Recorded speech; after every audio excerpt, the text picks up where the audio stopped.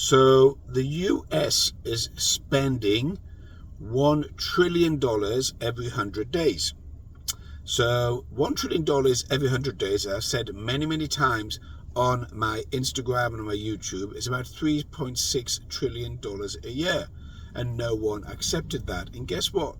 CNBC came out saying that the US is spending $1 trillion every 100 days. So the US is spending itself into the abyss. It doesn't have the money to pay the interest on the bonds that it needs to issue to support the spending of $1 trillion every 100 days. So what it's going to do, it's going to end up printing billions of dollars in order to support that particular spending. Not only that, they've got a load of bonds, trillions of dollars or billions of dollars of bonds now coming to maturity, where they've been paying 0.5% or 1% coupon dividend interest rate yield on those particular bonds. Now what they're going to do, forget dividend, that was a mistake, dividends on shares, and the yield on interest rates on those particular bonds.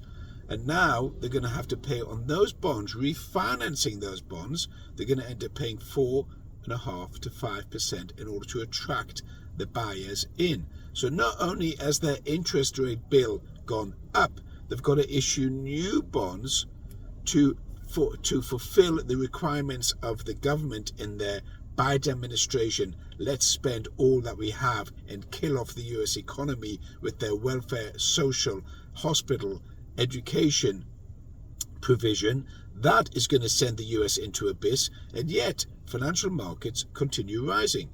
Why is that? Why do financial markets continue rising when you have a situation where the spending is out of control? Because the financial markets have chosen to ignore the fundamental facts of what makes an economy grow. What they're totally focused on is the individual stars like Nvidia, AMD, semiconductor chip sector, AI, that's going to save America. But it's not going to save America at all. What's going to happen is you're going to have a few companies that are doing well, and the overall economy is going to sink. And the analysts and the banks and the traders and the investment companies and the hedge funds have chosen to ignore it.